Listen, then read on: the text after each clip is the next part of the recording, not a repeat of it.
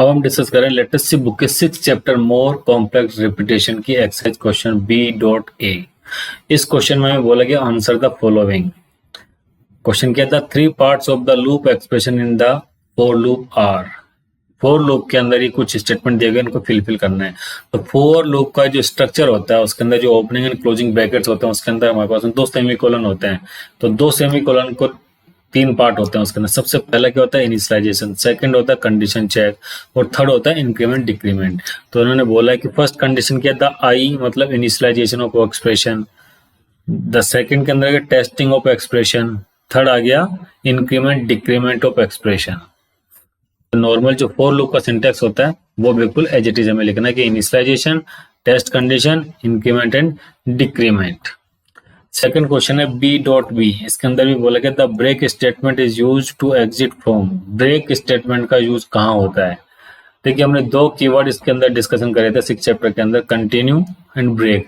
Continue का use होता है कि पर्टिकुलर ब्लॉक के अंदर वापस से पॉइंटर को सेट कर देना इनिशियल स्टेटमेंट के ऊपर, और ब्रेक का यूज होता है उस पर्टिकुलर लूप में से, उस ब्लॉक में से पूरा का पूरा एग्जीक्यूशन को जंप करके बाहर निकलने का। तो क्या होता है ब्रेक स्टेटमेंट का use to exit from an if statement, a for loop. An if statement ये कंडीशन भी ट्रू हो सकता है कि कोई कंडीशन ऐसी हो उसके फिलफिल होने के बाद में बाहर निकल जाए, लेकिन जनरली लूप के अंदर यूज करा जाता है। तो ए फॉर लूप से एग्जिट करने के लिए ब्रेक स्टेटमेंट का यूज करा जाता है। मोस्टली किसी भी लूप में से एग्जिट करने के लिए ब्रेक का रूल करा जाता है। तो इसका आंसर क्या होगा, ए फॉर लूप।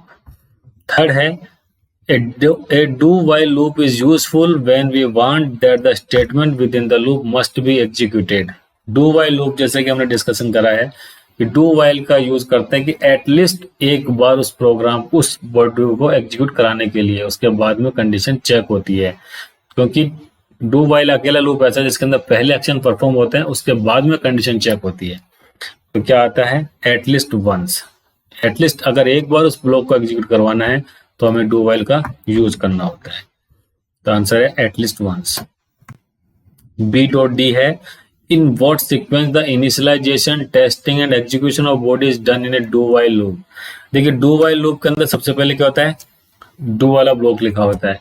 डू ब्लॉक के अंदर वो सब कुछ लिखा रहता है जो कि एग्जीक्यूट करना है, उसके बाद में वाइल के अंदर कंडीशन चेक होती है। तो डू वाइल जो लूप है उसके अंदर इनिशियलाइजेशन डू से पहले ही करा जाता है, क्योंकि डू की बॉडी के अंदर अगर करेंगे तो इनिशियलाइजेशन होगा तो हर बार एग्जीक्यूशन के साथ में इनिशियलाइजेशन स्टार्ट हो जाएगा, हर बार एवरी टाइम इनिशियलाइजेशन होता रहेगा और हम इनफाइनाइट लूप के अंदर फंस जाएंगे। तो क्या होता है, डू वाइल लूप के अंदर सबसे पहले होता है इनिशियलाइजेशन, फिर होता है एग्जीक्यूशन ऑफ बॉडी, उसके बाद होती है टेस्टिंग। तो फर्स्ट स्टेटमेंट इसका ट्रू है कि initialisation, execution of body and testing. क्यों? क्योंकि डू वाइल लूप का कंसेप्ट है डू का ब्लॉक स्टार्ट होने से पहले इनिशियलाइजेशन हो जाना चाहिए, और डू के ओपनिंग एंड क्लोजिंग पैरेंथेसिस के बीच में जो भी ब्लॉक है वो सबसे पहले एग्जीक्यूट होगा, वो रन होगा, उसके बेस के ऊपर जो कुछ भी होगा वाइल लूप के अंदर जब डू से बाहर निकलेगा तब वाइल के अंदर टेस्टिंग होगी कि कंडीशन के लिए कि अब नेक्स्ट वाला इटरेशन परफॉर्म करना है कि नहीं करना है। But first time always will be iteration done. और उसका प्रोसेस क्या, सबसे पहले इनिशियलाइजेशन, फिर एग्जीक्यूशन ऑफ बॉडी और देन टेस्टिंग। थर्ड है नेक्स्ट क्वेश्चन है B.E। उसमें which of the following is not an infinite loop. हमारे सामने 4 ब्लॉक दिए गए, 4 प्रोग्राम में से ये चेक करना है कौन सा इनफाइनाइट लूप नहीं है। तो सबसे पहले फर्स्ट पे चलते हैं, int i equal to 1, variable declaration with initialisation, while यहाँ आ गया 1। 1 क्या है, एक कांस्टेंट है, लिटरल है, क्या इंटीजर टाइप। इंटीजर टाइप में वैल्यू क्या है 1, और 1 का मतलब सी लैंग्वेज के अंदर होता है ट्रू, 0 का मतलब होता है फॉल्स, मतलब नॉन जीरो वैल्यू का मतलब होता है ट्रू। तो ये कंडीशन हमेशा ट्रू ही रहेगी और ये प्रोग्राम हमारा इंक्रीमेंट करता रहेगा आई को हमेशा। तो ये इनफाइनाइट लूप हो गया। सेकंड है फॉर लूप। फॉर लूप का सिंटैक्स है 2 सेमीकोलन आ गए ओपनिंग एंड क्लोजिंग ब्रैकेट के बीच में, तो सिंटैक्स तो सही है, लेकिन इसमें ना तो इनिशियलाइजेशन है, ना कंडीशन चेक है, ना इंक्रीमेंट डिक्रीमेंट है। उसके जस्ट बाद हमने स्टेटमेंट को टर्मिनेट ओवर कर दिया है। ये भी एक इनफाइनाइट लूप हो गया क्योंकि कोई कंडीशन चेक ही नहीं हो रही। कंडीशन चेक ही नहीं हो रही तो मतलब कि ऑलवेज हैप्पी रहेगा, ऑलवेज हमें तो एग्जीक्यूट करवाना है, तो ये इनफाइनाइट लूप के अंदर फंस जाएगा इस तरह की कंडीशन आने पे। थर्ड है int i equal to 0 and f, variable है डिक्लेरेशन विथ इनिशियलाइजेशन। टी के अंदर हमने इनिशियलाइज कर रखा है 0। 0 का मतलब सी प्रोग्राम के अंदर होता है फॉल्स, अब कंडीशन चेक करें, वाइल टी का तो 0 था, तो 0 का मतलब क्या होता है, फॉल्स। वाई फॉल्स, और ये ब्रैकेट के अंदर ओपनिंग और क्लोजिंग पैरेंथेसिस के अंदर f इक्वल टू 1 है। अब जैसे हमने बोला वाइल कंडीशन क्या चेक हो रही है, फॉल्स। फॉल्स मतलब कि ये ब्लॉक एग्जीक्यूट नहीं होगा, तो ये इनफाइनाइट लूप नहीं है। नेक्स्ट क्वेश्चन है, Y X equal to 0, do while loop का इसने यूज करा है, और वाई के अंदर इसने डाल दिया एक्स को, एक्स की वैल्यू क्या थी 0, तो ये हो गया वाई की वैल्यू भी 0। वाइल एक्स इक्वल टू 0, तो एक्स की वैल्यू तो बाय डिफॉल्ट ही 0 थी, और ये वाई चेक कर एक्स को 0 से कंपेयर करवा रहा, तो हमेशा 0 ही रहेगी, ना तो इंक्रीज हो रहा है ना डिक्रीज हो रहा है, तो हमेशा ऑलवेज जैसी थी वैसी की वैसी रहेगी। तो ये वाला जो लूप है ये भी हमारा इनफाइनाइट लूप होगा। b.f which keyword is used to take the control of the beginning of the loop। किसी भी लूप के एग्जीक्यूशन पॉइंटर को वापस से फर्स्ट स्टेटमेंट के ऊपर ट्रांसफर करना, बिगिनिंग ऑफ द लूप के ऊपर ट्रांसफर करना, ये काम होता है कंटिन्यू स्टेटमेंट का। क्योंकि कंटिन्यू जहां हम लगा देते हैं उसके बाद का फॉर ब्लॉक के अंदर या डू वाइल ब्लॉक के अंदर या वाइल ब्लॉक के अंदर जितने भी स्टेटमेंट है वो स्किप हो जाते हैं एट फॉर वन टाइम के लिए, और हमारा जो पॉइंटर है वापस से सेट हो जाता है फॉर लूप के या किसी भी लूप के फर्स्ट स्टेटमेंट से एग्जीक्यूशन होने के लिए बिगिनिंग में चला जाता है। तो इसका आंसर होगा कंटिन्यू।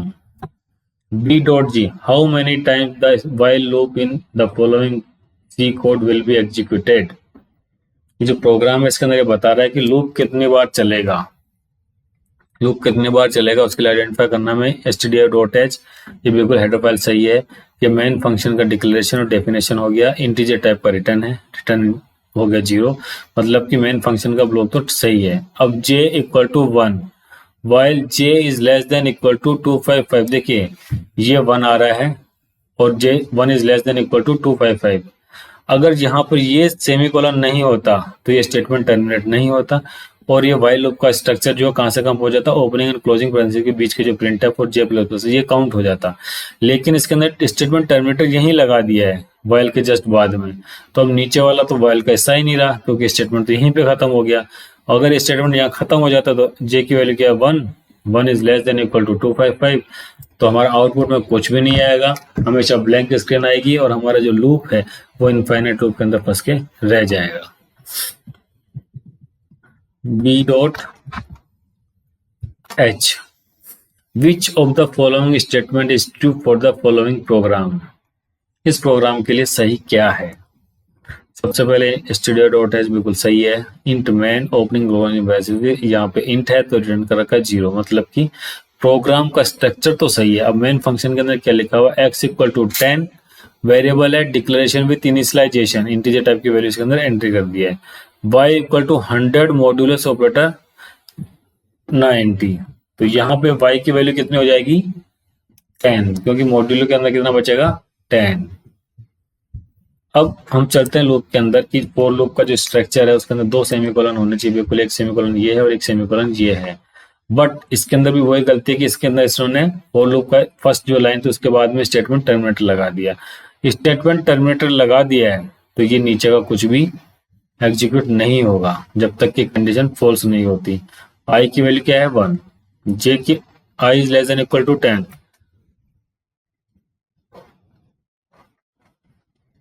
ये कंडीशन बिल्कुल सही है, बट आई तो यहाँ पे डिक्लेयर्ड ही नहीं है। अगर यहाँ पे आई डिक्लेयर्ड होता तब तो कुछ आउटपुट आता।